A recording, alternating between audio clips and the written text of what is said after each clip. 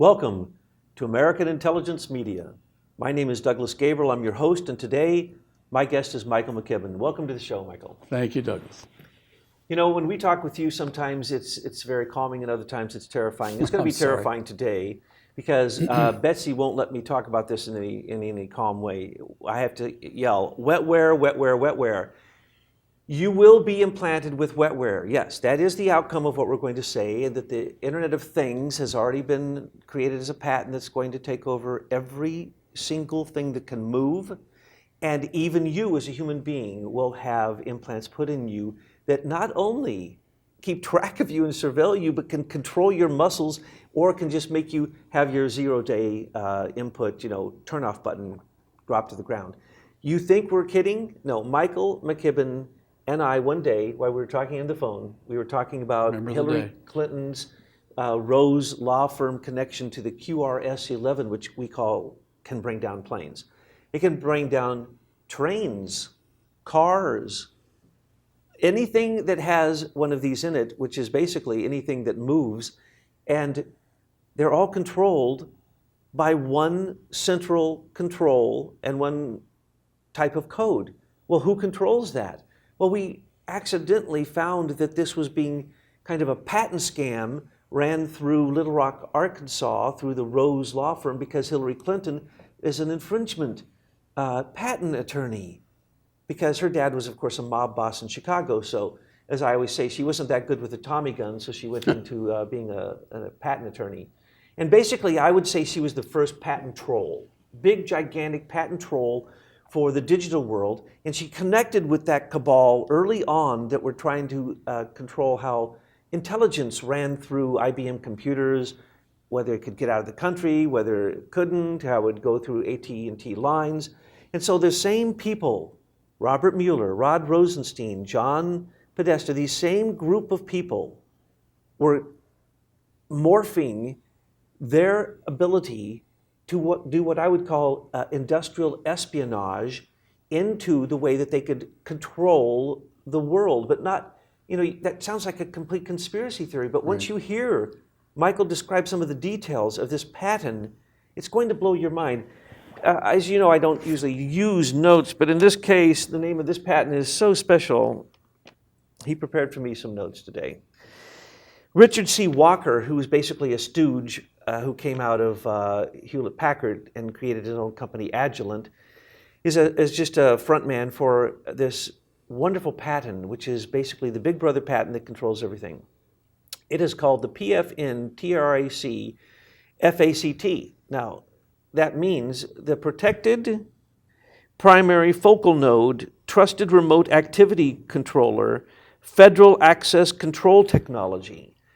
What that means later on, they show at the heading of one of it, it says aggressive remote control, all filtered into one single place.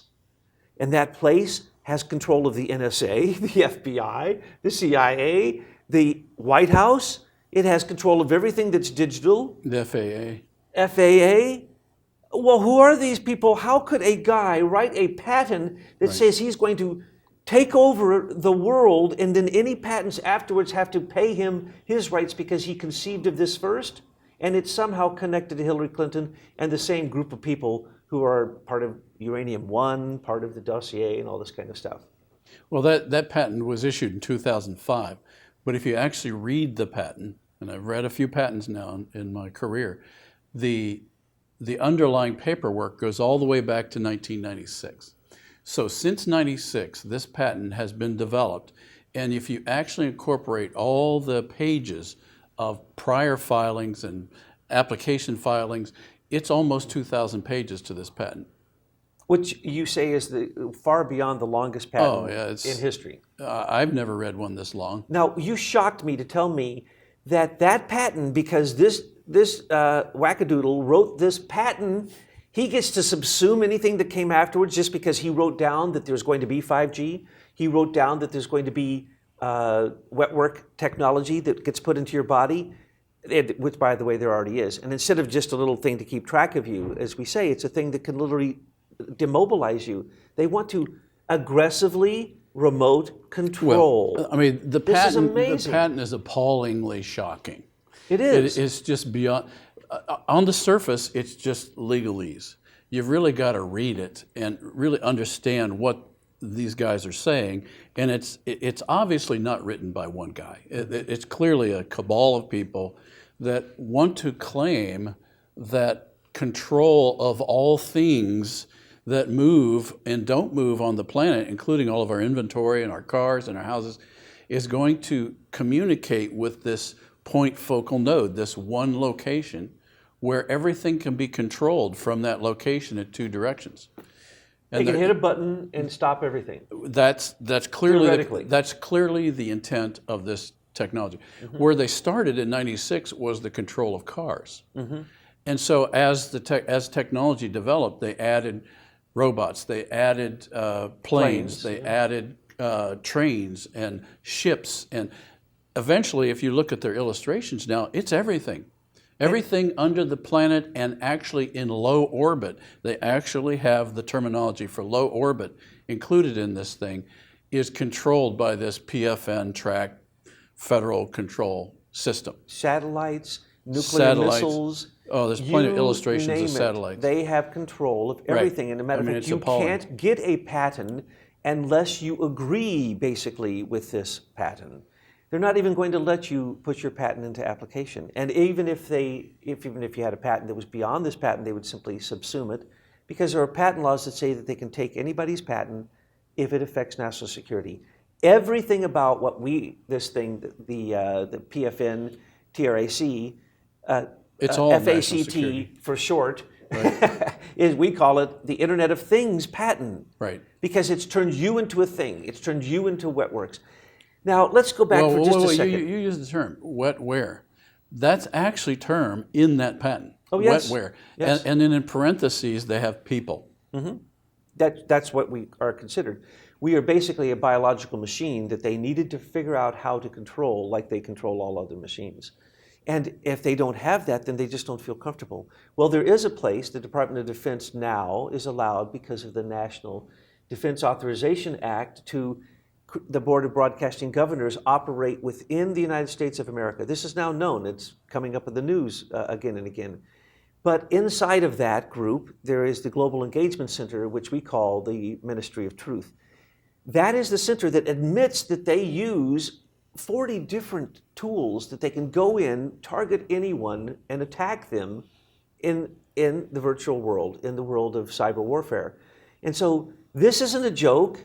No. This is already happening. This isn't planes coming down. How about the plane that just came down in Russia? I just said the only thing we know for sure is that they say that it was an airspeed sensor control device. That would be a QRS-14, which is a gyroscope about that big around.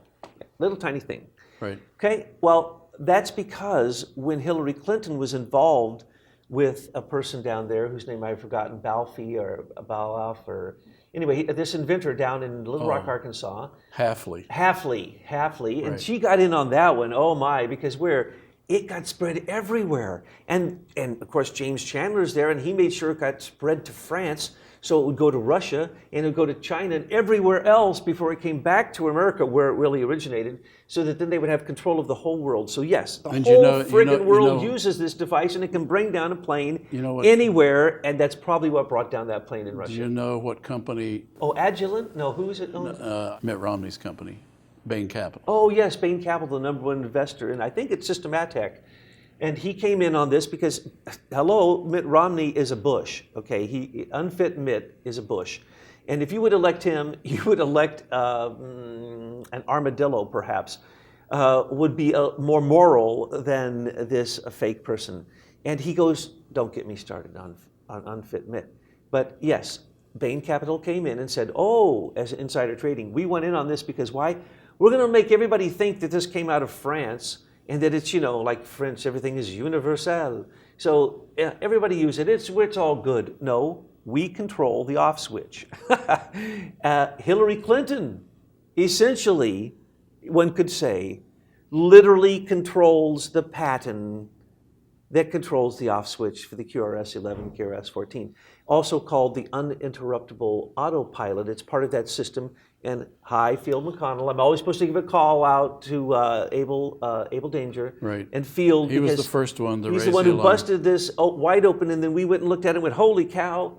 That's how we came to find out about the Internet of Things patent, which literally, folks, as we're reading this, and we're going from 72 pictures or something of the way they're going to take over the world in great detail with these names like aggressive remote control device or the Wojak. And then you look up, what does WO stand for? Weapons Operations. In other words, you can take off in the plane, but they're only going to let you land it if they want. Otherwise, they can take over that plane. And so Phil McConnell brought this out a long time ago in relationship to 911 and so on and so forth, because he was a pilot and he discovered this. Well, it's everywhere. It's been there for a long time, folks. Your moped may have one of these on it. They want to put it on bicycles. They wanted to put it on your animals. I'm not exaggerating. No, there's pictures in the illustrations, in the patents, of animals being tracked and you running around and being tracked by all these devices so they know where you are. And for your safety and security and emergency purposes, folks, they are going to do this for you. Thank the Lord that Richard C. Walker and his company, Agilent, has a patent to take care of me and my dog. This is astounding. When we shared this with some people, they had us on their show, and they were freaking out. Well, can I put a little more context into this? Because the question I always had is, how does this relate to what we've experienced? And so I read every page of these 2,000 pages, and it's tremendously boring legalese. But the devil's in these details. And in the late 90s, their plan for how to get they actually have a plan for barcoding, for any kind of device that tracks inventory, trains, shipping containers, down to you with a belt on where you're individually tracked, and of course that's to track prisoners. But they always have a national security rationale for everything they do. And that's how they kind of focused it all on the Patriot Act, because the Patriot Act was their crowning achievement out of this patent. The remarkable thing to me is they actually wrote this all down, because I don't think they ever thought anybody would read it. On the surface, it's a tremendously boring document. But as we started reading this, I started reading this in terms of where we were at different stages of our technology. At around 2000, their plan for communicating between these devices and the main point focal node system was they were going to use pager technology. And there are certain bandwidths that pagers use in the spectrum, and that they were going to send these signals back and forth through pagers. And that was kind of state of the art at the time, because it was very transactional. And as we've talked about with the internet, that kind of transactional approach, like groupware, was not going to work for the tremendous volume of signals that they were collecting the data from.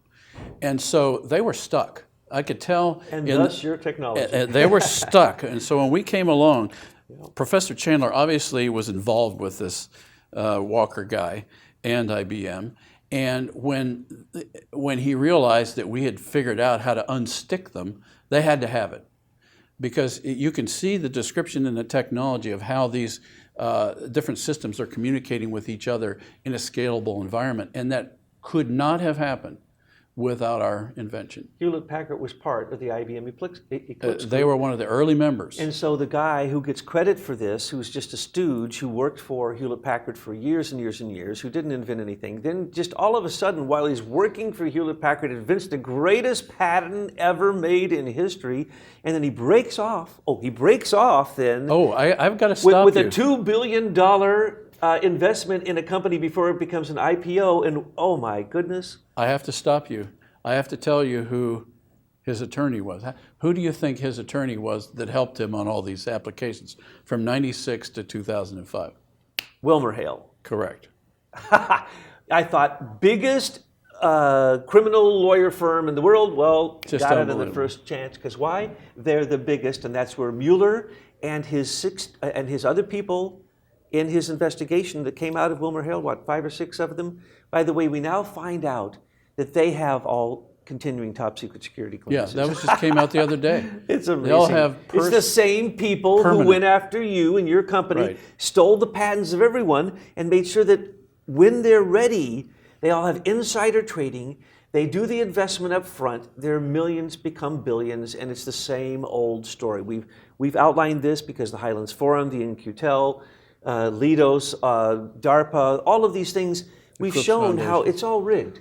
And, Right. and the patent office is basically working for the military to weaponize everything. And now that cyber warfare is the big thing, then your invention became bigger than a new type of nuclear bomb. It entered in, it was like when the nuclear bomb was created. They said, holy cow, we were just going to mess with people a little bit with what was called DARPANet. And we were going to see if we could manipulate them. But we created the dark net. And we tried to manipulate them through gambling and pornography. And gaming. And gaming. And that's where they got all of the pornography blackmail on, half of the State Department, thousands of people at the Pentagon. They already have all this because that's what it was created for. It was created for coupons is another one. and coupons with the children. Right. And getting the children hooked on gambling from an early age. So it's commercialism in your basement without leaving your house, indebtedness before you are even Right. an adult. Yes. This is what they planned. And all that data is collected in this massive system that we now first learned from Mark Zuckerberg's speechwriter, Catherine Loss. They collect all that data on everyone on the planet, on everything on the planet, including your coins, in something called the dark profile. Mm-hmm. So we think we have to give permission for the government to collect our data. No, they're already collecting it. Came out yesterday. Did you know that you can go onto your Facebook and do a request, and it will give you a list of everything you've ever done, and it's all categorized. It's your dark profile. Wow. Facebook just got busted yesterday. Mark Zuckerberg, dude Zuckerberg, who doesn't even know how to write code. He was one of these fake cardboard cutout silicon boy kings. And what is it? Those will all crumble if Trump pays Leader Technologies to the Miller Act. But the Internet of Things will also crumble because those were also taken. They could not have gone to the next stage without stealing things that had intellectual property rights. And so again, Leader Technologies is brought into this in ways that is just bizarre. And so instead of becoming what you hoped it would become, a platform for freedom, it has become the worst of big brothers. Well, here's the thing, Douglas. I mean, I obviously did not invent this for it to become a weapon of war. But what we've now learned through peeling back the layers on how we were mistreated is that not only our technology, but all technologies, all inventors' technologies are run through this filter that basically says, can we use this as a weapon? And if we do, we're going to steal it. And then they throw the bones out to inventors to make money on side issues, but not too much. But all of the main inventions are all weaponized. We've got to stop this in our country and in our globe. We've got to raise our, as you say, raise our level of consciousness to start doing good in this world instead of looking at everything we do creatively as human beings as another weapon. That's ridiculous. Yes, and the same venture capitalists come in and they support in the... Venture capitalists are nothing but a feeder system for this system. Exactly. And they've got their tentacles criminals out everywhere. They're probably in this city, in this town. That's the way that's their recruiting ground, and they just feed it up. They reward the good ones and throw everybody else aside until eventually it's in this system again. So everything is being subsumed now creatively on the whole planet by this mechanism, and it's got to be stopped. President Trump can stop it, begin the process of stopping. I mean, it's going to be difficult because they've laid a long, hard foundation that we're fighting against. Yes, and with this Internet of Technology, what we're facing now is that humans no longer have any freedom. They have no civil rights. There's no constitution. This is a technology takeover. These people are stealing our information. They're stealing our property. Why are we not at the doorstep of our government and our law enforcement? with pitchforks and knives, saying, stop this now. Why? We've been all lulled to sleep, it seems. The corporate takeover of America is so complete that in the patent office, believe it or not, when you put in a patent, it goes to a British company that used to be RCA. It's outrageous. It's called Serco now, which has its tentacles, just as he was describing, as Michael was describing, in everything, whether it be military, whether it be corporate, it doesn't matter. Something you do today will be controlled by Serco. And Serco is who? That's the British government.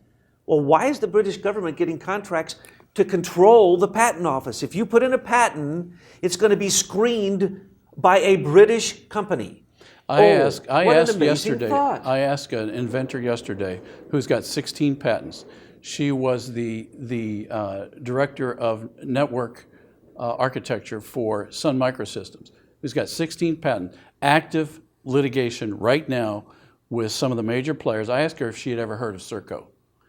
No, she had never heard of Serco. And I told her what Serco did. She was outraged that the patent office pretending to go through this objective evaluation of patents, and of course the scam they call the re-examination that came out of CAPAS and Obama's Patent America Invents Act, that's nothing more than a scam that can allow these corporate warlords to harass entrepreneurs endlessly and run them out of money, and therefore whether they stole it legally or not, they're going to keep it because they'll just run everybody else out of business and run them out of cash. Hillary Clinton, as I say, is the original patent troll. You can be a patent troll, have no idea about what the patent it is that you are attacking, and you can then get money, you can close down that patent, you can steal the patent, you can do, it's just horrible, it's horrible. So if you are thinking that the patent office is going to protect you with your inventions, you are incorrect. And so with the Internet of Things, well, they have it all covered, no matter what you come up with. There's an umbrella under which we all operate, and we're all susceptible to the theft. Let me just describe, because some people may not believe this, let me describe something that happened right before your eyes. You saw it on television, and all of us cheered and said, yes, good, we want that. Oh, yes, please. Cisco Systems. When the internet was created, it was created by DARPA, which is the Defense Advanced Research Projects Agency, which is all weaponized inventions, stolen patents in many cases. And so what did they do with it? They said, well, we were making weapons with it, and so the universities were using it, and it was called DARPANet. And then they said, well, let's just go a little bit crazy. Let's see if we can't, open this up and see if we can't do some psyops with it. And so, they open it up, and they invite all kinds of, horrible things into even the darknet system. And what is it that they're really aiming at with that? Well, what happened was an accident. There's a fight, there's a war between the intelligence agencies. So Sir Timothy Berners-Lee's and CERN comes up with the ability for all of the rest of us to get on the internet, not just the ones that they were targeting. And then we all get on the internet, and now it's completely out of control because of Leader Technologies' invention has allowed for global communication. I am speaking to you, and I'm going to be global in a matter of minutes from this broadcast. Global, we get people all over the world, and you don't need to explain to you that the power of what we're talking about, pulling that all together underneath one.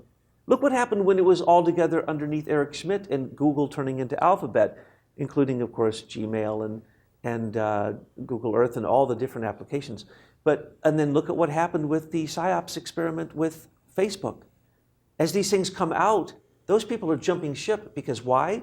It was intended to be a weaponized control of their target audience, and now it's out of control, and all commerce is basically controlled by the intellectual property that was stolen from Leader Technologies. The globalization of communication is really what you would, one way that you could say. Where's the moral force in that group of people?